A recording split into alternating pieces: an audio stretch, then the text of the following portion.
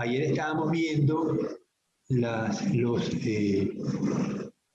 anélidos. Ayer empezamos, ayer no, el lunes empezamos los anélidos. Vamos a ver.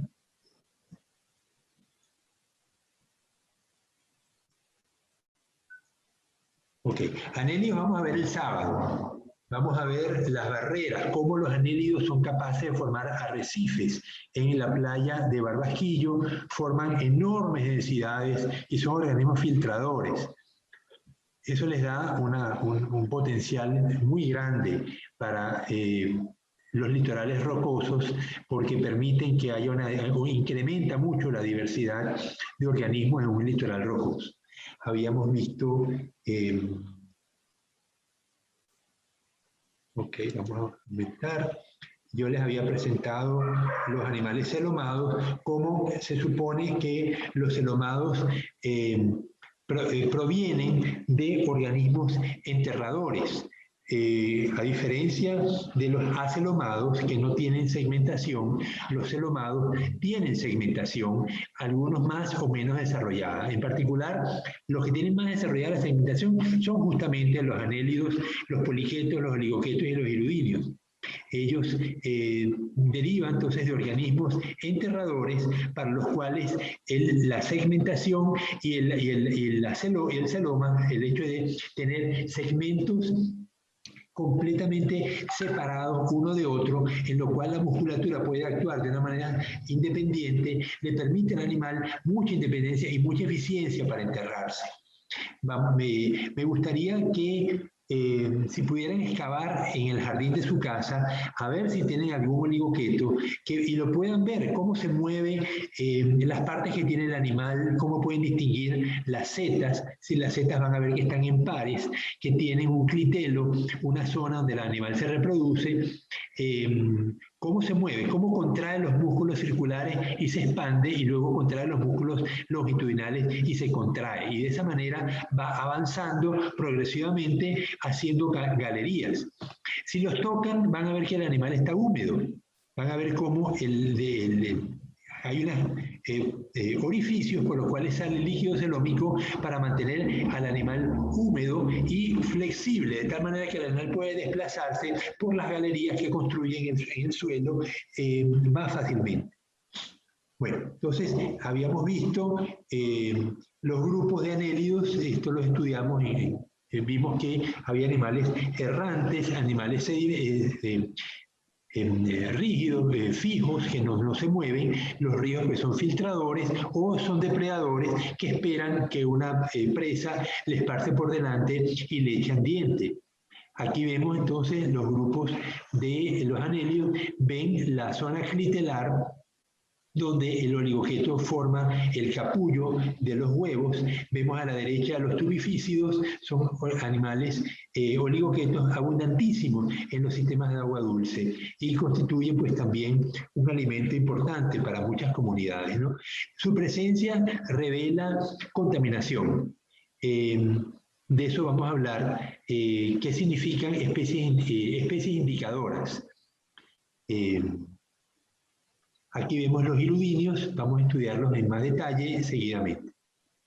Entonces veíamos la morfología, esto ya lo vimos, no lo vamos a volver a discutir, solamente les comento que los poliquetos suelen ser sumamente abundantes en el sedimento marino, sobre todo hay poliquetos marinos, la mayoría de ellos, no hay poliquetos terrestres, y la mayoría de los anélidos terrestres o dulceacuícolas son oligoquetos. Hay muy pocos poliquetos en la tierra, la mayoría de los poliquetos van a estar en el mar y pueden alcanzar enormes densidades, miles y miles por metro cuadrado, lo cual los hace particularmente importantes en el reciclaje de la materia orgánica de los sedimentos marinos. Pueden llegar inclusive hasta las inmensas profundidades, los 11 kilómetros, que son las profundidades más grandes en la fosa de las Marianas al sur de Japón.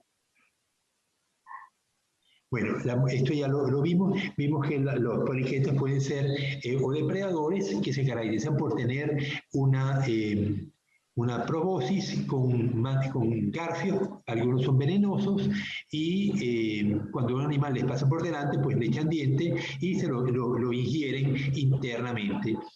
Otros son sedimentívoros, como vemos el anfitrite allá arriba, que colocan sus tentáculos alrededor del tubo donde vive y capta la materia orgánica y se la lleva por medio de cilios hacia la boca. A la derecha vemos un espiónido saliendo con los tentáculos saliendo del tubo.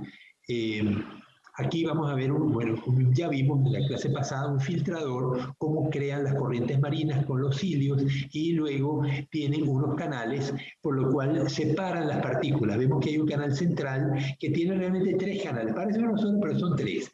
Las partículas más grandes son desechadas y las partículas más pequeñas pasan a la faringe y son ingeridas.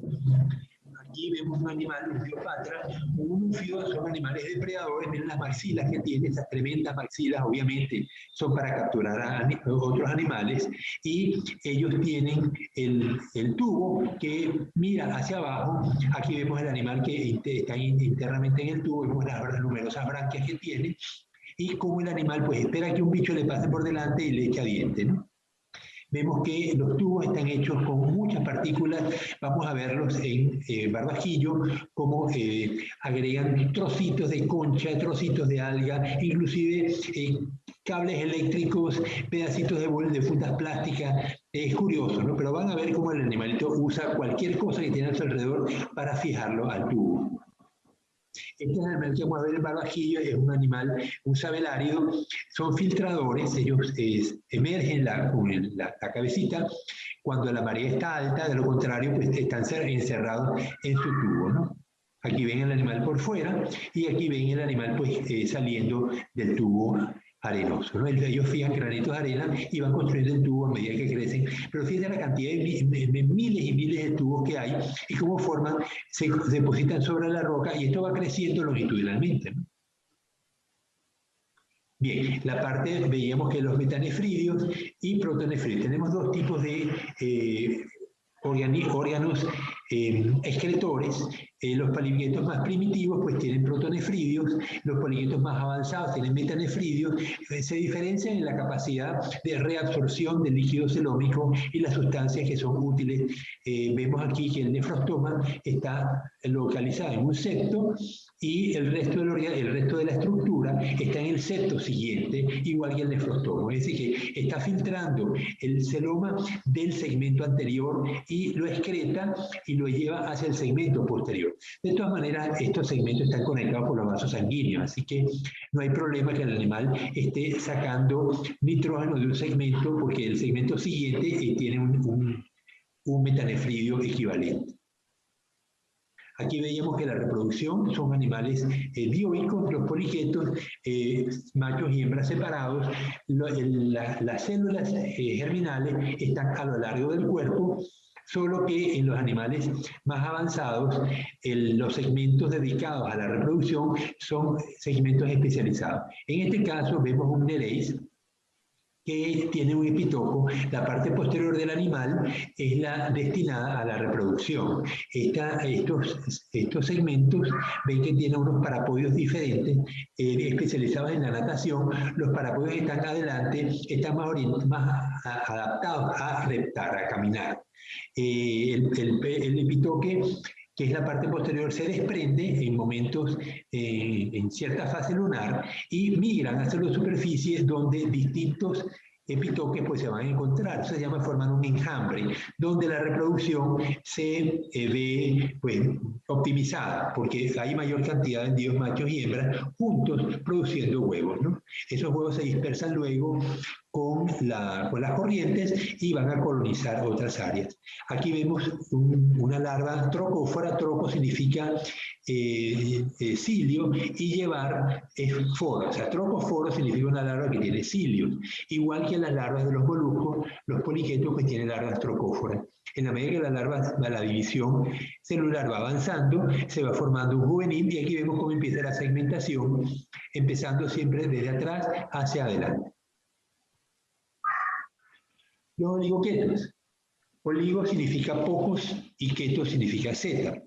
Los oligoquetos son animales segmentados, igual que los poliquetos, pero se supone que derivan de anelios primitivos en una línea diferente a los poliquetos.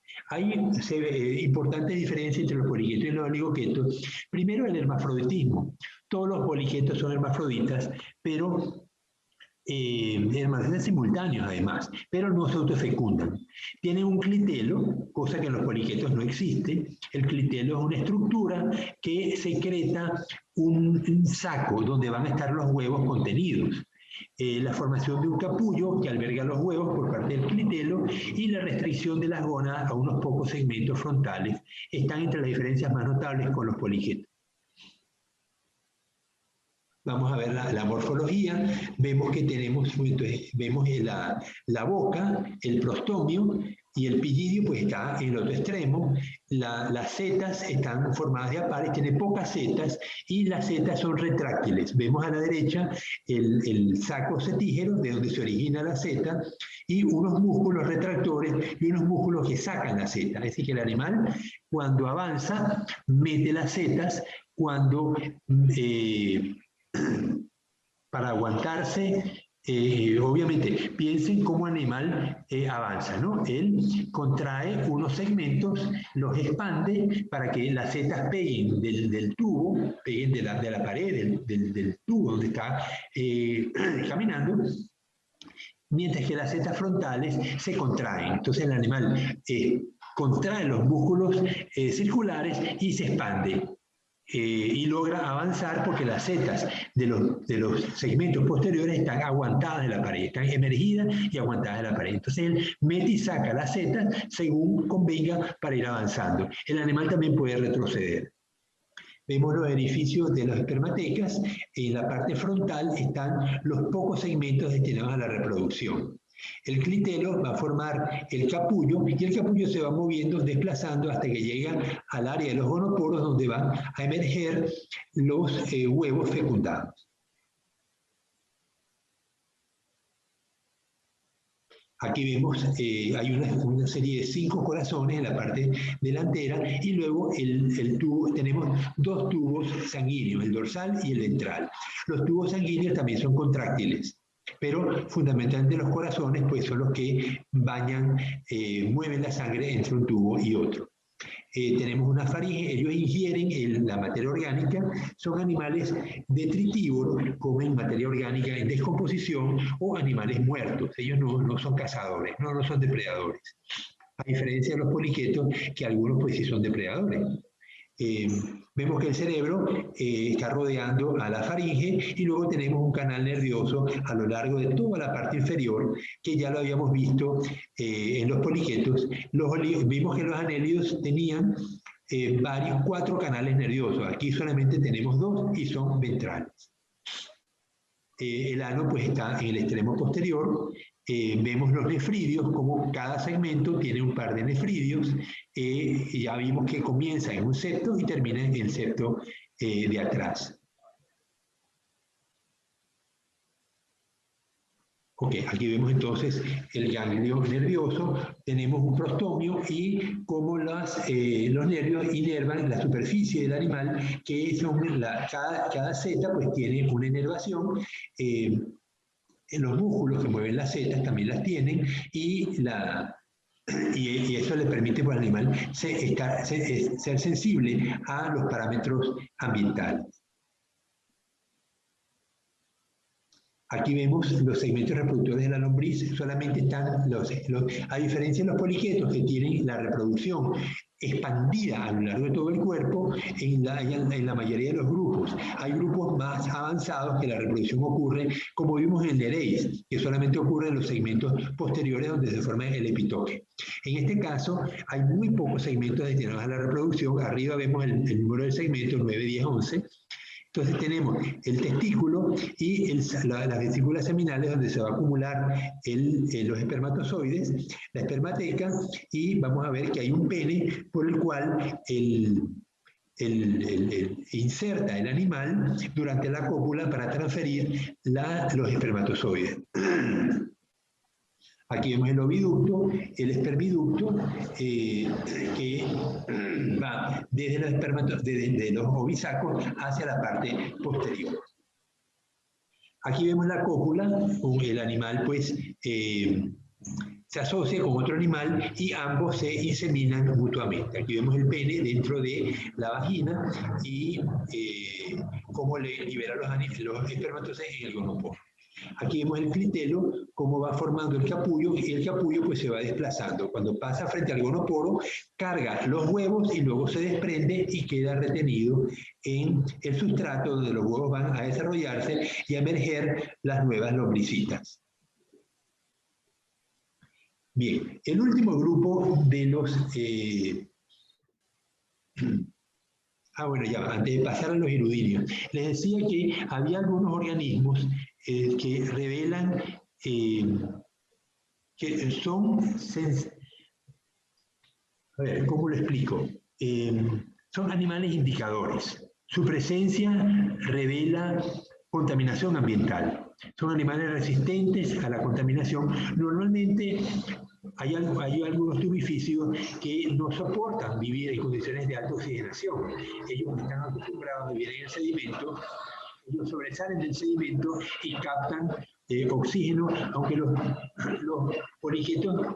oligoquetos no tienen branquias, ellos intercambian oxígeno a través de la superficie del cuerpo, igual que los poliquetos, solo que los poliquetos sí tienen branquias. En el caso de los hirudinios vamos a ver que algunos hirudinios también tienen branquias. Pero la presencia de las branquias no está en todos los animales, en todos los grupos.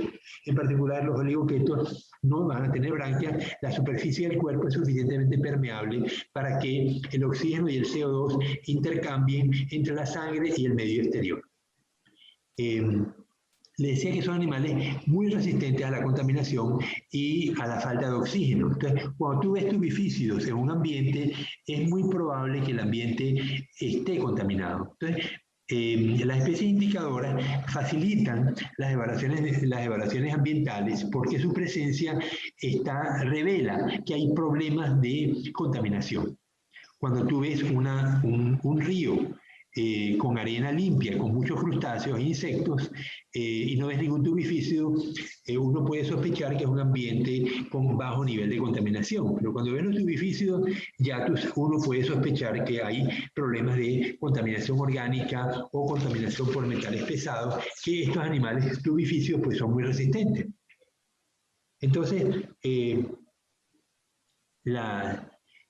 los biólogos han tratado de identificar especies que nos sirvan de identidad de la calidad de los ambientes. De tal manera, pues nos simplifica la vida, porque su presencia ya nos está indicando que hay problemas ambientales en una comunidad.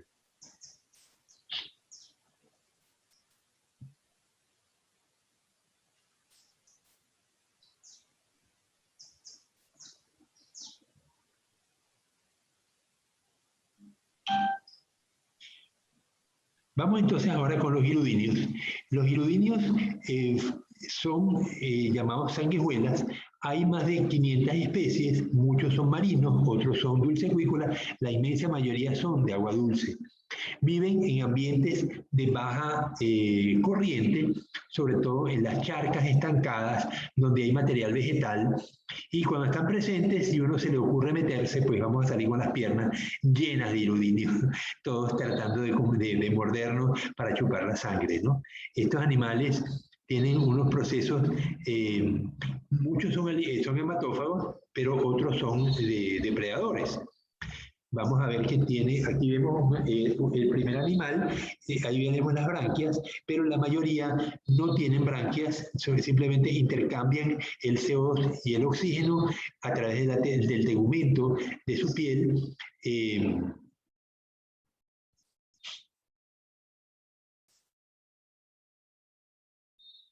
Vemos aquí la enorme cantidad de segmentos, tiene entonces una ventosa posterior y una ventosa anterior, tiene un clitelo, al igual que los oligoquetos, es decir, que es muy probable que los hirudinios y los oligoquetos deriven del mismo grupo de anélidos primitivos. Hay un poro masculino y poro femenino, son hermafroditas, igual que los oligoquetos. Las papilas sensoriales pues, están localizadas allí, tienen un nefridio en cada segmento y hay un receptor segmental hay una ventosa posterior que le permite al animal pues, caminar, fijarse entre la ventosa anterior y la ventosa posterior y va pues moviéndose como un gusanito. Aquí vemos su morfología. Hirudo medicinales, lo tenemos a la izquierda, es un animal que, como su nombre lo indica, fue usado durante muchísimo tiempo, muchos siglos. Se usaron las sanguijuelas como tratamiento para extraer sangre. La sangre, muchas veces los médicos consideraban que la persona necesitaba desangrarse y para eso le colocaban una sanguijuela. Las sanguijuelas tienen la propiedad de poder absorber enorme cantidad de sangre. 10 veces su peso la pueden adquirir en sangre. Vemos que tiene entonces una mandíbula, una faringe, tiene unos dientes, como lo vamos a ver más adelante, tiene unos músculos radiales, que son los que permiten mover la ventosa anterior. Luego tiene un estómago muy largo, altamente diverticulado, o sea, con muchos segmentos, como vemos también a la derecha, en gosifenia, y el intestino, pues al final, pues un ano, ¿no? Un recto y un ano. El animal, pues como les dije, puede chupar sangre, llenar 10 veces su cuerpo en el volumen de sangre y puede pasar meses sin comer. La digestión es sumamente lenta. Ellos casi no tienen enzimas y la digestión es básicamente bacteriana. Hay bacterias que están, Pseudomonas es una de ellas, Pseudomonas hirudinalis, que vive dentro del intestino y a ella se debe pues, fundamentalmente la digestión de la sangre que el animal va a ingerir. A la derecha pues vemos la boca en gosifenia con planata, vemos que tiene una glándula salivar, un conducto, bueno, luego vemos el aparato digestivo muy parecido al de Hirudo, tiene los ciegos gástricos, eso le permite pues acumular enorme cantidad de sangre, y luego el fiego intestinal, el recto y el ano. El aparato reproductor pues, es hermafrodita, tiene un conducto, tiene un testículo, lo vemos con esas bolitas, tiene un conducto eyaculador que llega hasta la parte anterior, luego el ovario se localiza en la parte media, igualmente hacia la parte anterior, porque estos animales cuando se fecundan, pues se fecundan mutuamente, ¿no? Bien. Aquí vemos un corte transversal, vemos que tiene pues, el intestino, el ciego digestivo, que son esas ramificaciones del intestino, vemos que tiene el celoma, está bastante reducido, y tiene, bueno, aquí vemos el testículo, el cordón nervioso ventral, el conducto celomático dorsal, una epidermis, una glándula epidérmica, la dermis por debajo, la musculatura circular y la musculatura diagonal y la musculatura dorsoventral. O sea, tiene 3 tipos de músculos que le permite que el animal pues se mueva contrayéndose y expandiéndose como las lombrices, pero también puede curvarse y levantarse.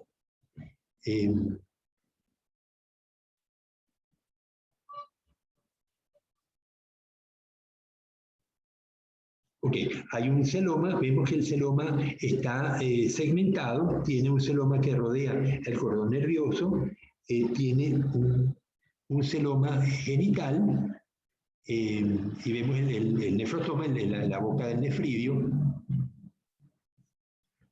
Bien. El sistema nervioso tiene la característica de unas neuronas sumamente grandes. Por eso, los biofísicos tienen como material de trabajo el hirudo, las sanguijuelas. También hemos visto que usan, o vamos a ver, que usan el nervio del calamar, el axón gigante del calamar, que ha sido particularmente útil para las investigaciones en el estudio de los impulsos nerviosos. ¿Qué otros organismos se han usado? El calamar, los virubinios, la verdad es que no me acuerdo cuál era el otro, unos cangrejos, unas langostas. Las langostas también tienen unos nervios bien grandes que los biofísicos utilizan. Entonces vemos que tenemos los anillos, vemos el ganglio subfaringeo, el ganglio ventral del segmento séptimo,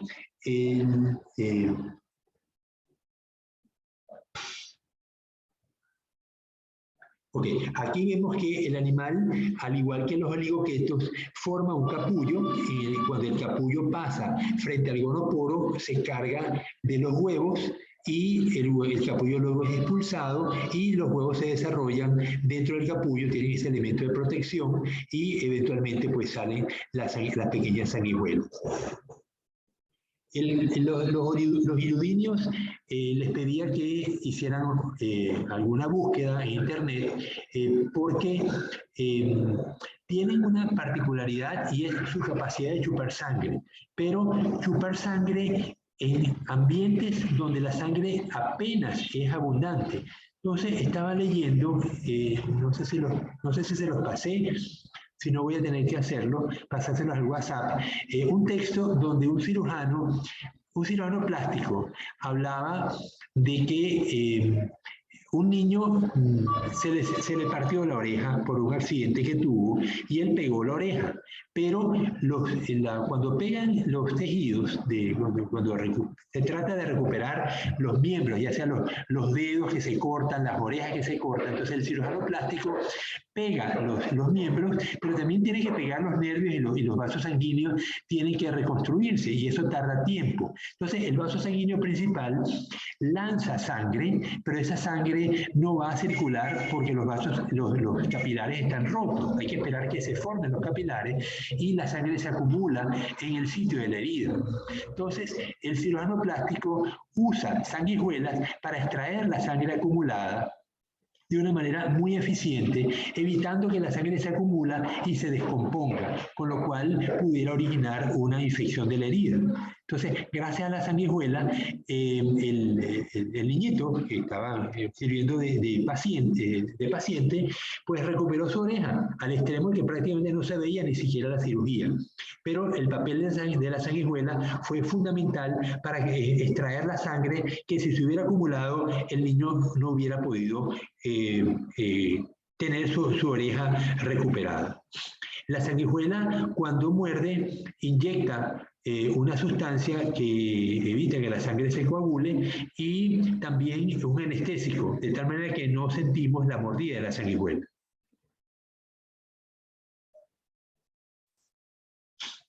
Vamos a ver finalmente un grupo de anélidos muy primitivos que fueron descubiertos aquí en las Galápagos. Ya, voy a cerrar la puerta porque la perra se pone nerviosa cuando la gente pasa enfrente de mi casa.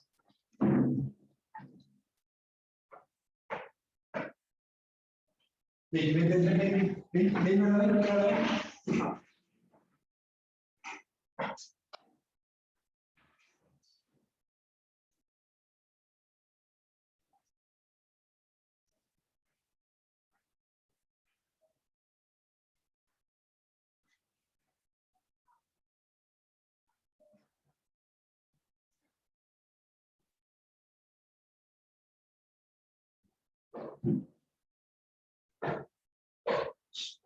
Entonces, ¿qué ven en la foto? Fabricio, ¿qué ves en la foto?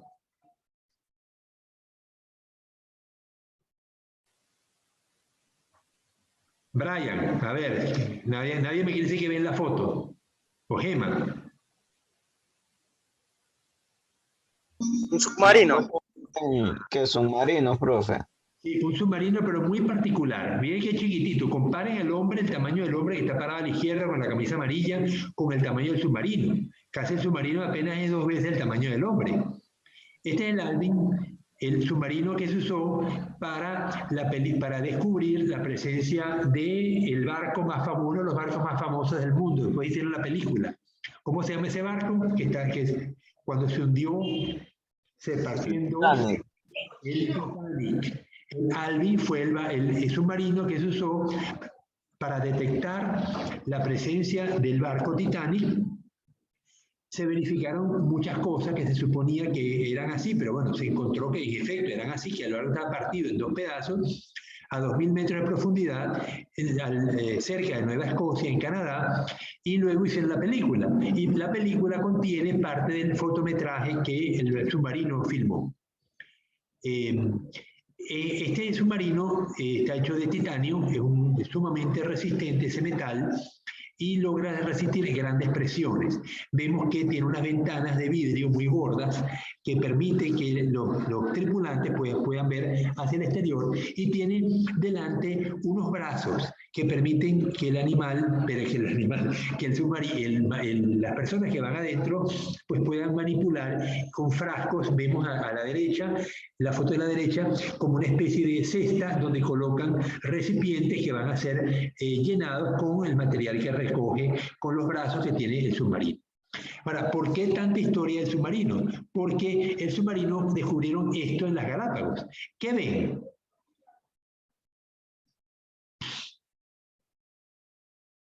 Un arrecife. Ajá. Cuéntame, ¿qué estás viendo, Joan? Un arrecife, profe, pero Parece un arrecife. ahí veo como una liga.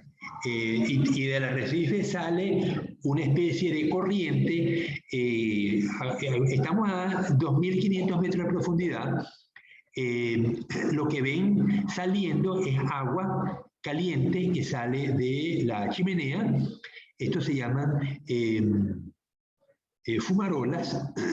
El color negro parece humo, no es humo, son partículas de sedimento que, como el agua está a 200 grados centígrados, cuando sale fuera al ambiente exterior, que tiene 8 o 6 grados centígrados, pues no puede retener esas sales en solución, y las sales precipitan, y las sales pues le dan ese color oscuro, que parece humo, pero son sales realmente, ¿no? Lo que ven enfrente son los pogonóforos, un tipo de anélido muy raro. Este animal no se alimenta sino de las bacterias simbiontes que tiene, las arqueas. No son ni siquiera bacterias normales, son arqueas.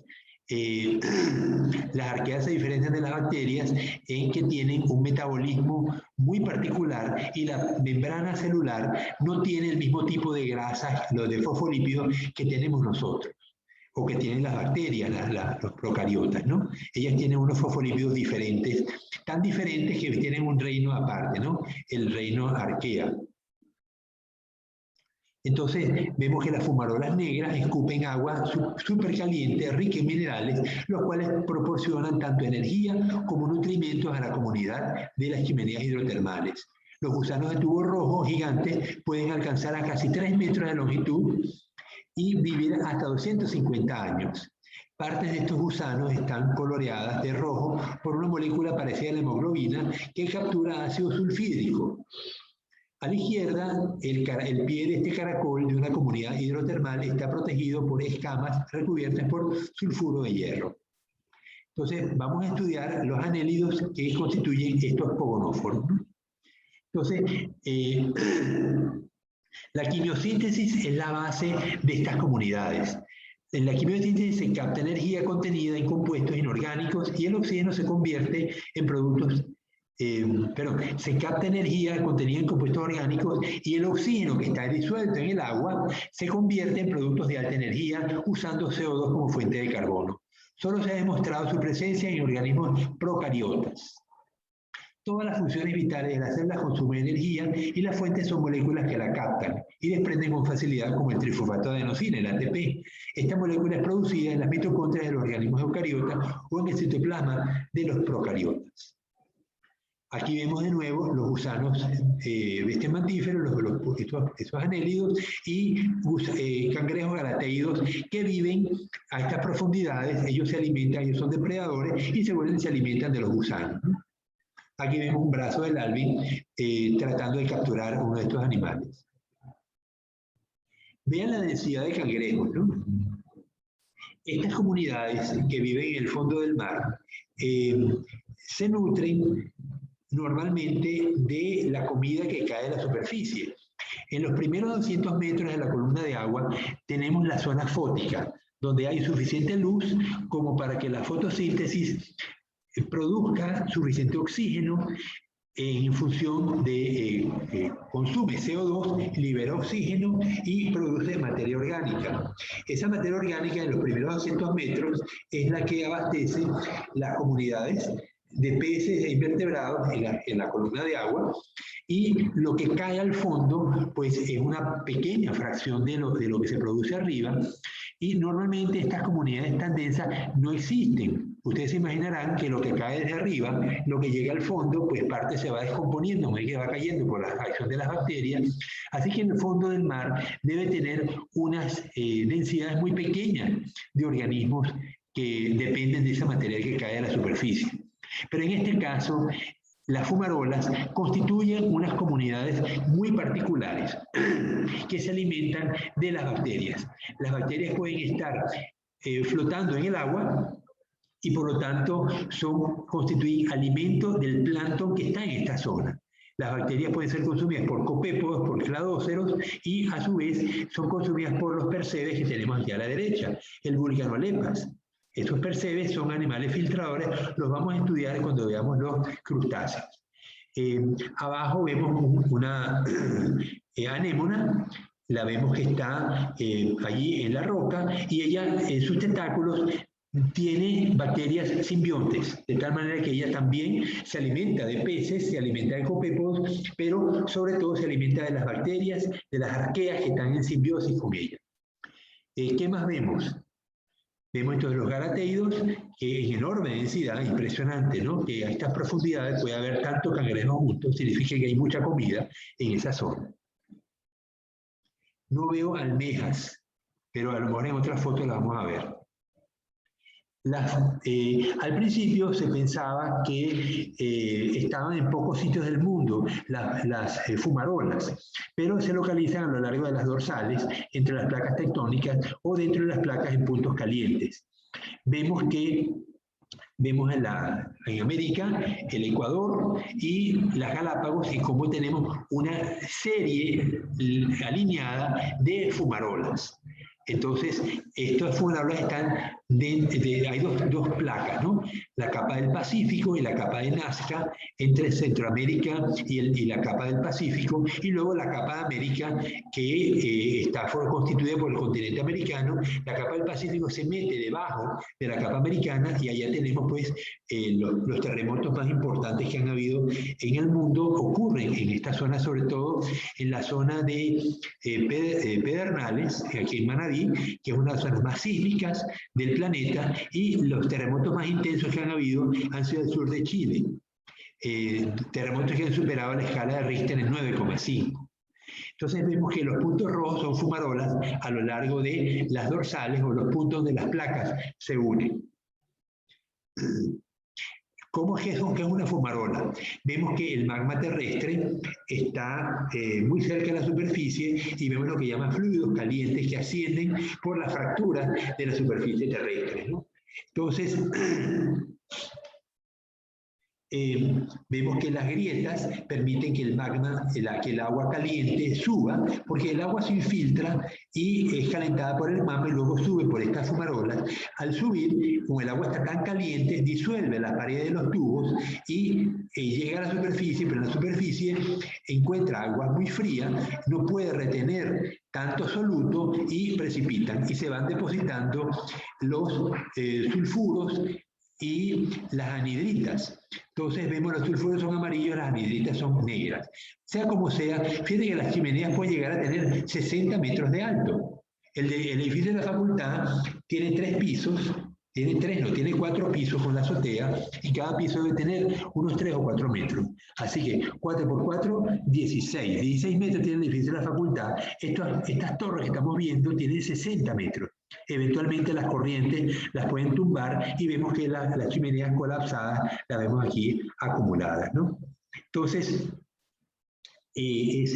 cuando los minerales emergen y bañan la superficie que rodea las chimeneas, liberan gases y liberan sustancias ricas en energía como el sulfuro de hidrógeno o inclusive el metano. Entonces, aquí vemos el agua que se infiltra del sedimento, el calor del magma abajo la calienta y el agua supercaliente pues sube por la chimenea y al final pues precipita los minerales y forman ese humo, eso que parece humo, pero que no es humo sino sales precipitadas. Entonces, dice, las células de organismos procariotas y eucariotas necesitan energía para los procesos biológicos. En la biosfera, la mayor parte de la energía procede de la fijación de energía luminosa del sol durante la fotosíntesis, con lo que se producen carbohidratos y otros productos orgánicos y oxígeno en base al agua y al CO2.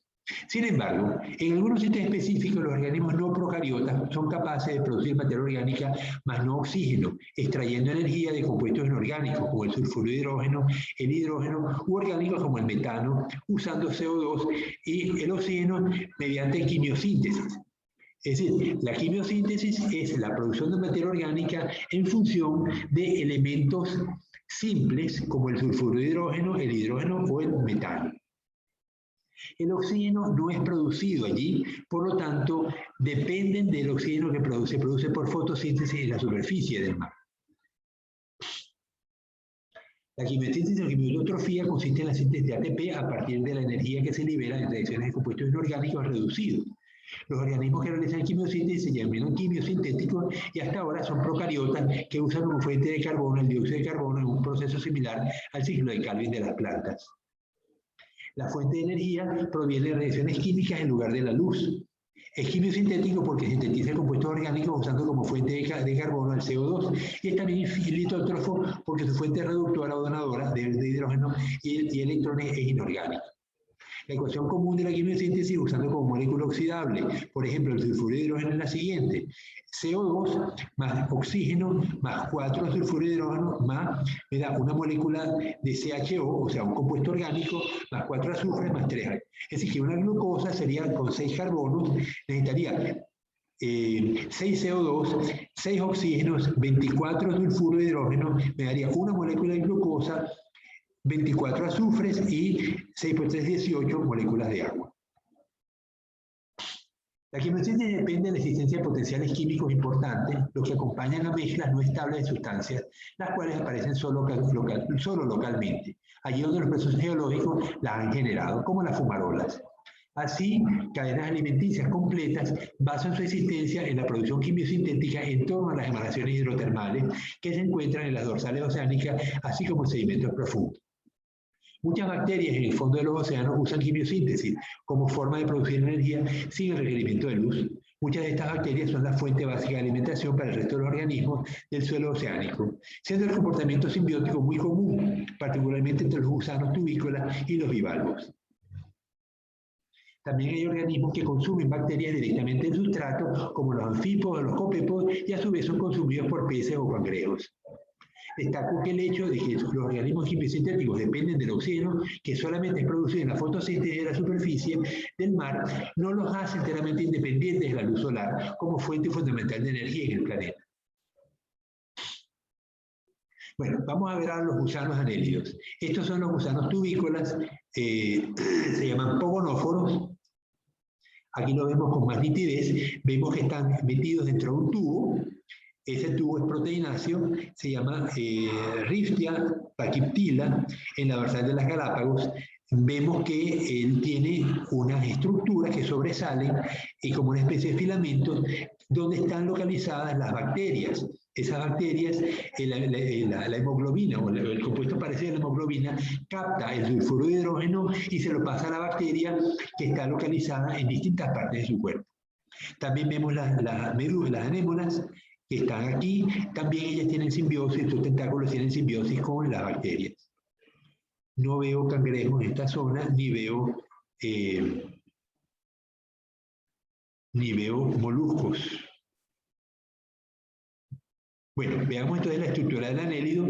Vemos que tiene unos tentáculos arriba, un vestimento, por eso se llaman vestemantíferos, porque viven dentro de una cubierta, tiene cilios y hay un tronco, ¿no? Cuando sacamos el animal de adentro, vemos que tiene una porción anterior, una porción, unos cinturones de setas, como vimos en los poliquetos, y abajo un opistosoma, perdón, que lo mantiene pegado, retenido al sustrato. Así que él se entra y sale de del vestimento, del tubo, a voluntad por la contracción de los músculos longitudinales.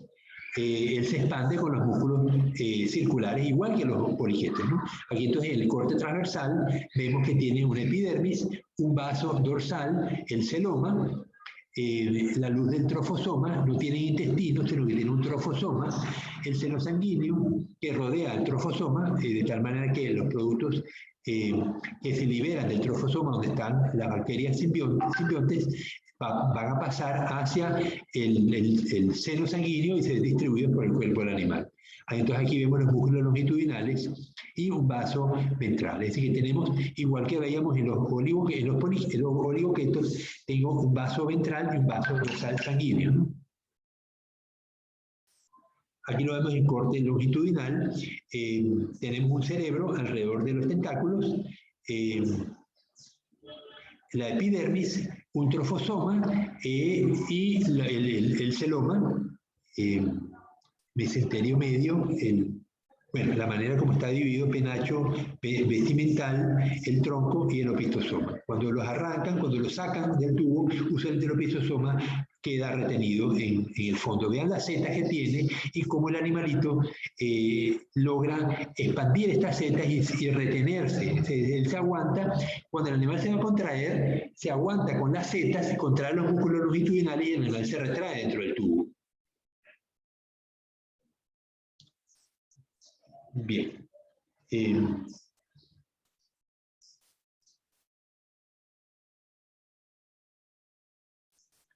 ¿Hay alguna duda, alguna pregunta que quieran hacer? Pues están calladitos hoy. Yo, profe, pero en las sanguijuelas. Vamos a las sanguijuelas entonces.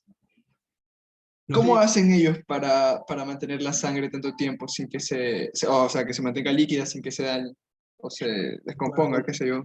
Cuando la sanguijuela, cuando la sangre ingresa entre el intestino de la sanguijuela, hay una comunidad bacteriana que la está atacando. Entonces, las bacterias van a actuar lentamente. Primero, no hay oxígeno allí, entonces la descomposición pues, es muy limitada.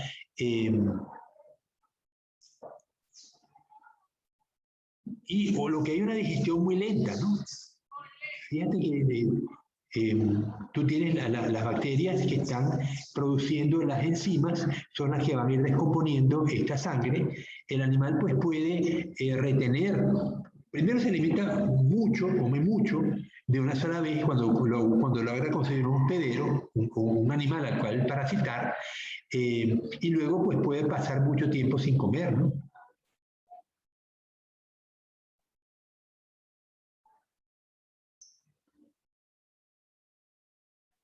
Joan, ¿me iba a decir algo? Michael. Sí, profe, la digestión lenta, entendido. Profe, ¿y ese caracol que se ve ahí, ese no es el caracol que es caracol volcánico, creo que se llama? Ah, el caracol que estaba acá. Sí, yo vi una publicación el otro día que era igualito a ese, pero no sé si es el mismo. Como dice que vive a bajas temperaturas. Bueno, sí. Ah, pero alta. Esta fauna está viviendo a una temperatura de 8 grados, ¿no? Recuerden que la máxima densidad del agua, ¿a qué temperatura se alcanza? Obviamente no es cero porque el hielo flota. Una vez que el agua tiene 0 grados, se solidifica y se va a la superficie. La máxima densidad del agua se alcanza ¿a qué temperatura entonces?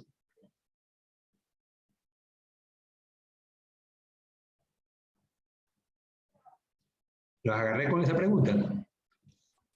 Bueno, a los 4 grados. La temperatura mínima es 4 grados, por debajo de 4 el agua flota y por encima de 4 también. Entonces los fondos marinos van a estar cercanos a esa temperatura, entre 4 y 8 grados. Eso permite que el agua esté líquida aún en el fondo, aún durante el invierno. Ya, déjame abrir la puerta un segundo.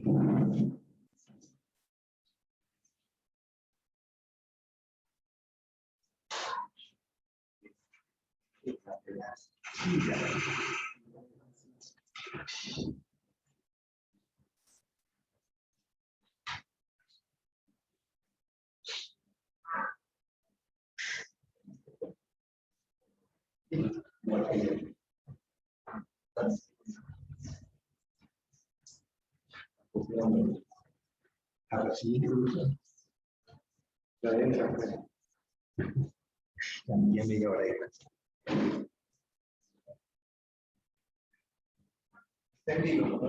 Ya. Entonces, vemos que este caracol, pues él, como la mayoría de los caracoles, o es depredador y come bivalvos. Hay muchas almejas. Lo que pasa es que no la estamos viendo en esta foto, pero en otras fotos que he visto hay almejas. Y este caracol pues, puede horadar la almeja y se la come. Otros caracoles reptan sobre el sustrato y el sustrato pues, está rico en bacterias. Entonces puede consumir la comunidad bacteriana que está allí presente, ¿no? Piensen, allí no hay algas, ¿no? Estamos a 2000 metros, eso es absolutamente oscuro, ¿no? Siempre en esta zona va a haber una alta diversidad, ¿verdad, profe? Por los minerales que suelta la fumarola, ¿o no? No veo una alta densidad, yo veo una alta densidad, más no una alta diversidad. Porque si vemos en esta foto, ¿cuántos organismos distintos vemos? Vemos los vulcanolepas, los percebes, que vemos a la derecha y a la izquierda. Vemos los galateidos, los cangrejos. Vemos algunas anémonas. Y para de contar, 3 organismos, 3 especies nada más. Entonces, es una fauna muy particular, adaptada a estas condiciones tan curiosas de las fumarolas. Ahora, si nos fuéramos a otra fumarola, veríamos que prácticamente es el mismo tipo de fauna, ¿no? Galateidos, percebes, almejas y anémonas.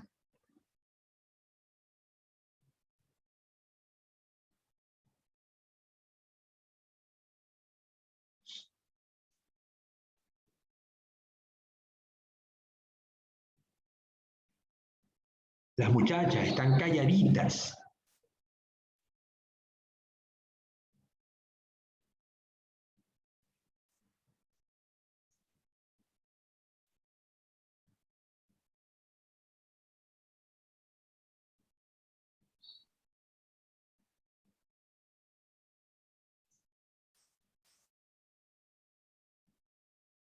No, decía el cirujano plástico que algunos cirujanos se burlaban, ¿no? Se burlaban de que él estuviera usando sanguijuelas en sus pacientes, como se hacía en la Edad Media. O sea, las sanguijuelas tienen muchísimos siglos de usarse para tratar distintas enfermedades. Muchas, pues, no tenían mayor sentido, ¿no? El hecho de sangrar al paciente, pues, pensaban que eso lo iba a curar, porque se suponía que las enfermedades eran causadas por humores malos que estaban en la sangre de las personas. Por lo tanto, si yo tengo una sustancia mala en la sangre y le extraigo sangre, le quito la enfermedad. Y por eso usaban sanguijuelas. Pero realmente la enfermedad era causada por una bacteria o por un virus y la sanguijuela pues no podía hacer absolutamente nada allí. Y el paciente pues igual se iba a morir, ¿no? Pero muchas veces la medicina durante muchos siglos pues no avanzó mucho, ¿no? Yo creo que los avances en la medicina desde el siglo XIX, cuando se descubrió el microscopio, hasta el siglo XX y el XXI, pues los avances de la medicina en estos 200 años ha sido monstruoso, ¿no? En comparación con los miles de años que la humanidad ha existido, pero no tenía los medios para poder avanzar más en la medicina, ¿no? También muchas costumbres impedían que los médicos pudieran trabajar con cadáveres y por supuesto pues eso impedía más avances en la biología, ¿no?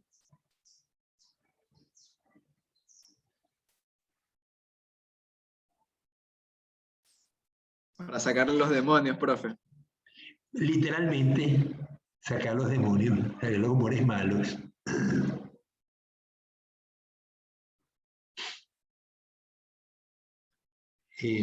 Estos animalitos son, cuando uno se baña en ciertos ríos, en aguas estancadas, si uno se está bañando en la zona de corriente, pues no hay problema, allí no van a estar los hirudinios. Pero si nos estamos bañando en la zona donde hay zonas de remanso, donde hay muchas hojas y palos, allí van a estar los hirudinios. Fíjense como el de la derecha, abajo a la derecha, cómo está sostenido por la ventosa inferior y él se levanta.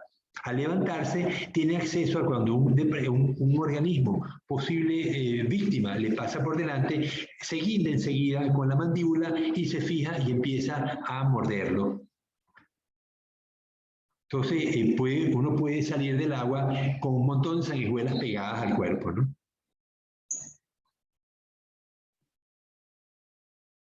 Hablábamos de que las lombrices ocupan un papel importante en los ecosistemas, primero por la enorme densidad.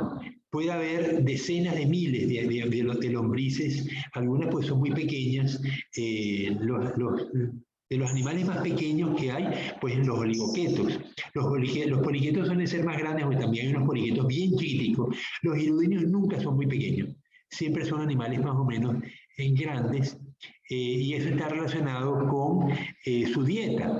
Son animales son parásitos que van a chupar sangre y tienen que tener cierto tamaño, pues mínimo, para poder localizar sus presas y poder sacar sangre eficientemente de la presa. Les decía que no todos los hirudinios son depredadores. Hay algunos, muchos son depredadores, son parásitos chupadores de sangre, otros son simplemente depredadores. Entonces, una de las importancias del papel de los anélidos en general en los ecosistemas es en el reciclaje de la materia orgánica, el hecho de que muchos consumen bacterias, igual que veíamos con los nemátodos, ¿no? El hecho de consumir bacterias en enorme cantidad, pues son sistemas reguladores de la materia orgánica y de las poblaciones bacterianas en el ambiente. ¿Qué les pareció el evento de ayer? Michael, ¿pudiste oírlo? Profe, se me cortó, no lo escucho.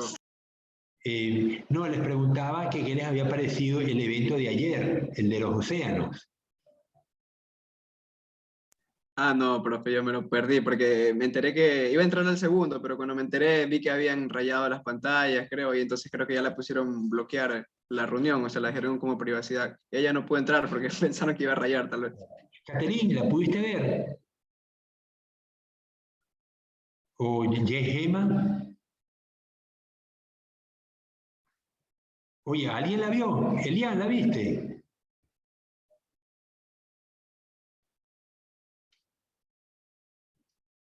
Como que Elian no me está oyendo. ¿Gary? No, profe. Tampoco. Concha, pero yo sí les pasé la invitación, ¿verdad? Denise. No, profe, Sí, profe, sí le envió. No, claro que la ya no envié. había unas tareas súper largas, entonces ya. Se la envié a todos los cursos. María Natalia, tampoco. Ninguno de ustedes pudo asistir ayer a la reunión. Yo sí asistí, pero Kevin, dime, ¿qué te pareció? muy interesante. Justo el tema que más me interesaba eran sobre el tema de los tiburones en los ecosistemas, pero ahí fue cuando tuvimos el problema con los... Con los hackers. Sí, Que se metieron a rayar y a poner obscenidades en el chat y a dibujar sus dibujos malintencionados hasta que el profesor Pico logró controlar y expulsarlos a todos, ¿no? Pero eran como, decía Pico que eran como 20 personas atacando. Eran bastantes. Sin embargo, me gustó ¿cómo se podría decir? La actuación de los directivos al momento de bloquear lo que son las pantallas y bloquear lo que son los mensajes, para que así la profesora pudiera continuar con su exposición y no quedarnos con la intriga de lo que quería decir, porque igual le iba comenzando cuando sucedió esto. Me pareció muy linda la exposición de la profesora Maribel Carrera, ese papel de los depredadores tope. Yo les he mostrado la película de los lobos. No. ¿No la hemos visto? No, profe. Vamos a verla. Porque yo le decía a Maribel que verificar cómo se comporta un depredador tope en la naturaleza no es fácil. A uno se lo cuentan, pero verlo es otra historia. Entonces, déjame buscar la película y se las paso de una vez. Si lo ponemos en Google, en YouTube, y ponemos Lobos Yosemite, van a encontrar, voy a ponerlo, ¿no? Entonces, pongo www.youtube.com, es que le da la gana de escribir. Nada, no quiere.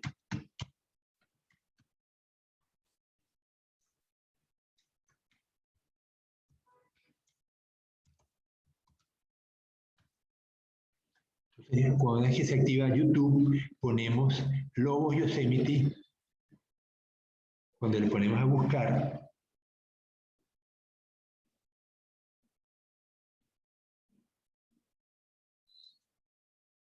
Que cuando estoy transmitiendo por Zoom, la computadora se pone extremadamente lenta porque el Zoom capta muchos de los recursos. Lobos Yosemite.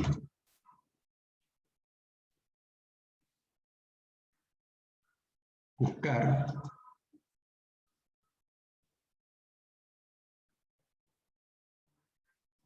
Dice, ¿cómo los lobos cambiaron los ríos? Vamos entonces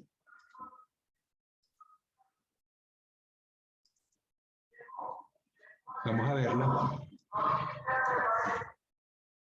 Apenas dura 4 minutos. ¿Sabes cuál es la cualidad más seductora según la opinión de las mujeres?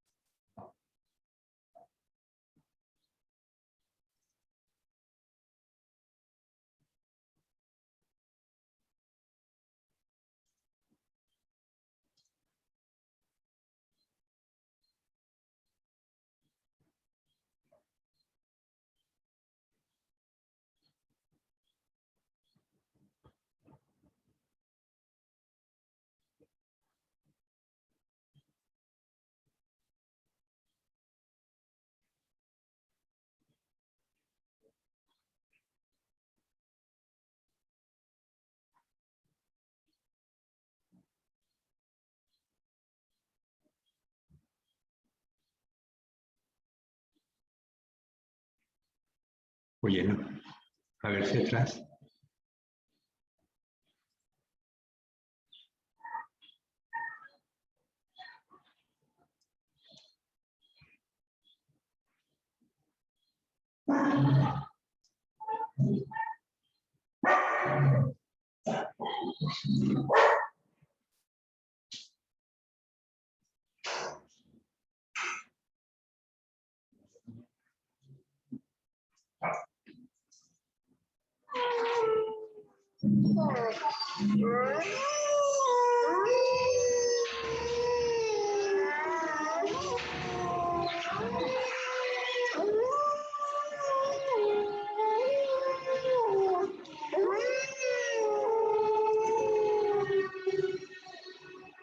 ¿Se ve?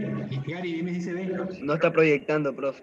One of the Ok, most ya va. exciting scientific findings of the past half century has been the discovery of widespread trophic cascades. Vamos a volver a empezar.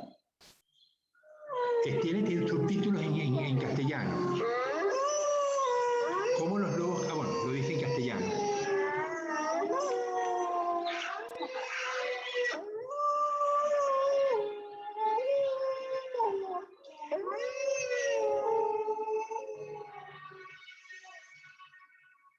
La perra está que no entiende qué está pasando. One of the most exciting scientific findings of the past half century has been the discovery of widespread trophic cascades. A trophic cascade is an ecological process which starts at the top of the food chain and tumbles all the way down to the bottom.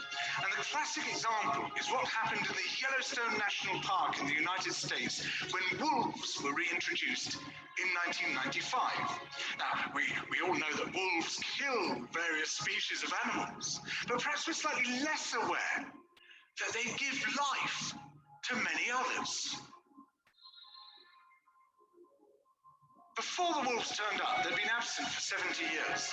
The numbers of deer, because there was nothing to hunt them, had built up and built up in the Yellowstone Park, and despite efforts by humans to control them, they'd managed to reduce much of the vegetation there to almost nothing. They'd just grazed it away. But as soon as the wolves arrived, even though they were few in number, they started to have the most remarkable effects. First, of course, they killed some of the deer, but that wasn't the major thing. Much more significantly, they radically changed the behavior of the deer. The deer started avoiding certain parts of the park, the places where they could be trapped most easily, particularly the valleys and the gorges. And immediately those places started to regenerate. In some areas, the height of the trees quintupled in just 6 years. Bare valley sides quickly became forests of aspen and willow and cottonwood. And as soon as that happened, the birds started moving in. The number of songbirds, of migratory birds, started to increase greatly. The number of beavers started to increase because beavers like to eat the trees. And beavers, like wolves, are ecosystem engineers. They create niches for other species. And the dams they built in the rivers provided habitats for otters and muskrats and ducks and fish and reptiles and amphibians. The wolves killed coyotes, and as a result of that, the number of rabbits and mice began to rise, which meant more hawks, more weasels, more foxes, more badgers. Ravens and bald eagles came down to feed on the carrion that the wolves had left. Bears fed on it too, and their population began to rise as well, partly also because there were more berries growing on the regenerating shrubs. And the bears reinforced the impact of the wolves by killing some of the calves of the deer. But here's where it gets really interesting. The wolves changed the behavior of the rivers. They began to meander less. There was less erosion. The channels narrowed. More pools formed. More riffle sections, all of which were great for wildlife habitats. The rivers changed in response to the wolves. And the reason was that the regenerating forests stabilized the banks so that they collapsed less often, so that the rivers became more fixed in their course. Similarly, by driving the deer out of some places and the vegetation recovering on the valley sides, there was less soil erosion because the vegetation stabilized that as well. So the wolves, small in number, transformed not just the ecosystem of the Yellowstone National Park, this huge area of land, but also its physical geography.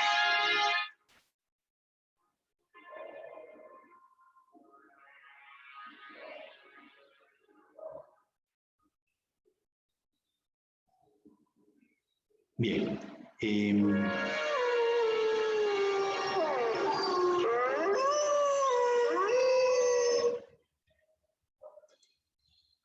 Ok.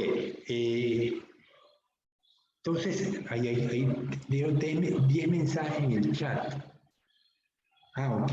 Puedo asistir. Esto es para la asistencia, ¿no? Ok. Entonces, vemos que los lobos, nadie come lobos.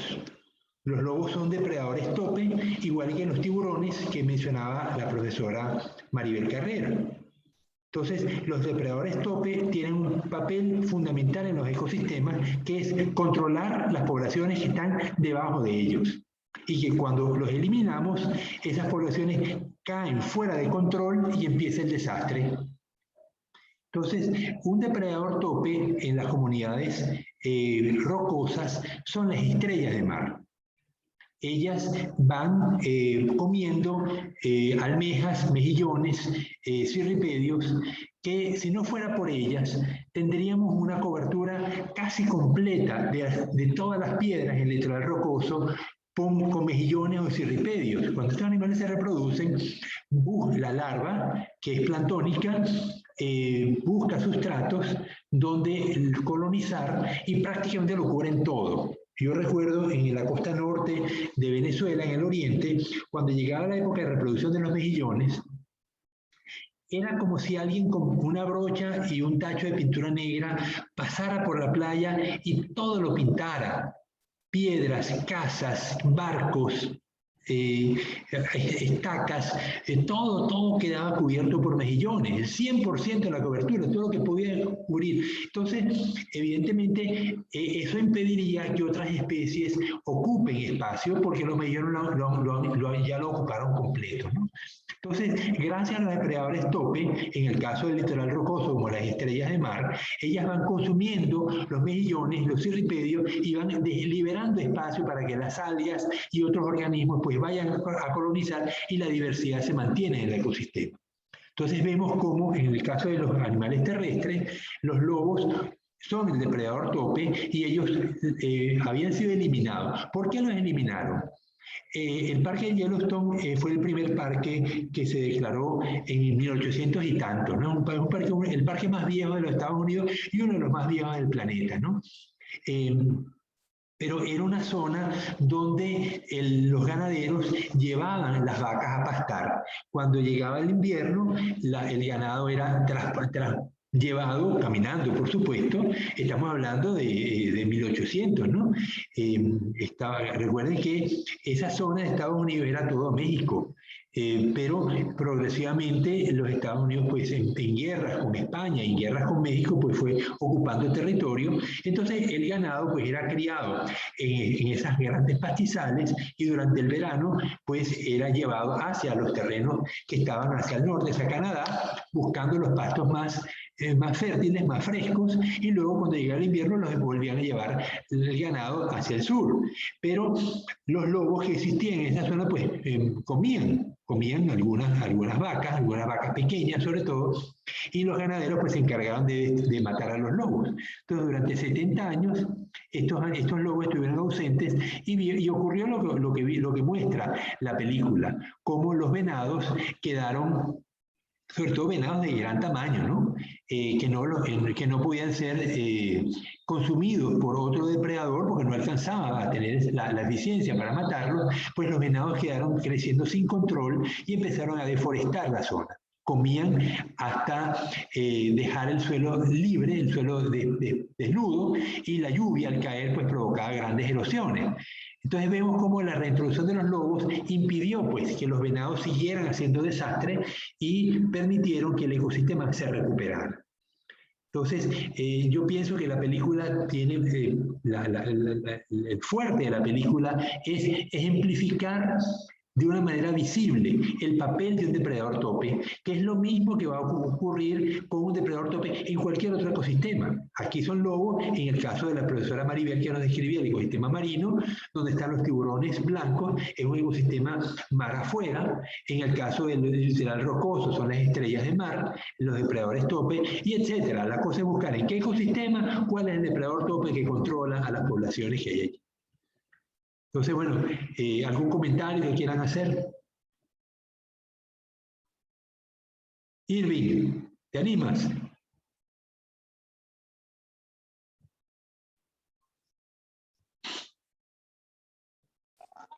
Sí, profesor, disculpe, no podía encender el micrófono. Ya. No, que tiene razón lo que usted dice, por algo están las cadenas tróficas, y si no hubiera depredador presa, suceden estos casos, pues. de desequilibrio en los ecosistemas. Claro. Y bueno, sí está claro lo que usted nos está diciendo.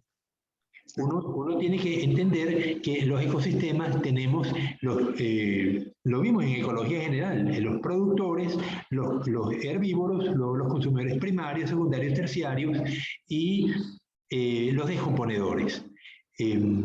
Muchas veces no... Se puede decir que lo mismo pasa con nuestra especie, ¿verdad?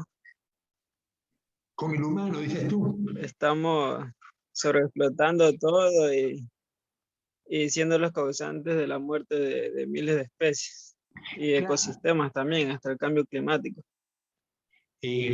Claro, por supuesto. El problema es que el hombre es racional y el hombre puede controlarse a sí mismo, los animales no.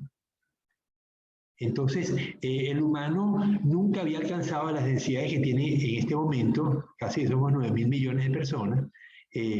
Anteriormente, pues, las guerras y las mortandades masivas causadas por parásitos o por enfermedades, pues mantenían la población humana controlada. Pero ahora tenemos antibióticos, tenemos medios de control de los parásitos, entonces ya las mortandades pues se han ido reduciendo y la humanidad pues empieza a crecer muy rápidamente.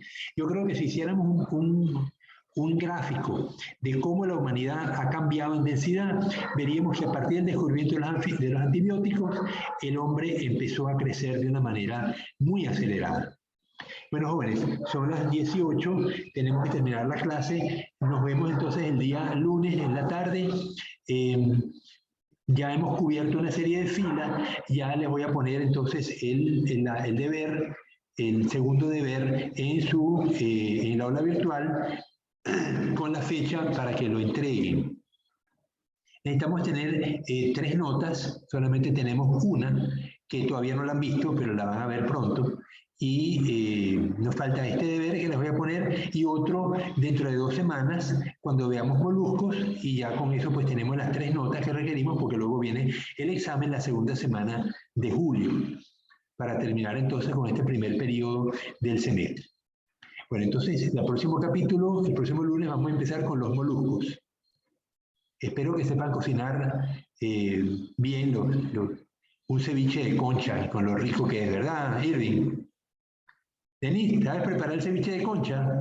Me hace hacer agüita a la boca, profesor. Bueno, nos vemos entonces, hasta el lunes. Profe, antes que se vaya. Dime, Michael. El sábado es la salida de campo, ¿verdad? La salida de campo, a las 9 en Martinica, en el restaurante Martinica. A las 9. ¿A las 9 o 10? 9 y 10. No, si llegan a Martinica y no estamos, pues vayan a la playa porque vamos a estar en la playa. Ya, listo, está bien. Ya, profe. Eso era todo. Este es sábado, ¿verdad? Este sábado, sí. Este sábado, Irving. Listo. Lo que no podemos, profesor. Los que no pueden lo van a ver en las grabaciones. No es obligado. Profe, ¿y va a pasar el link del en vivo que va a hacer? El link del envío va a ser en la aula virtual. Yo les aviso al WhatsApp, les aviso cuando esté puesto en el aula virtual del deber. Gracias. Bien, nos vemos el sábado. Hasta luego.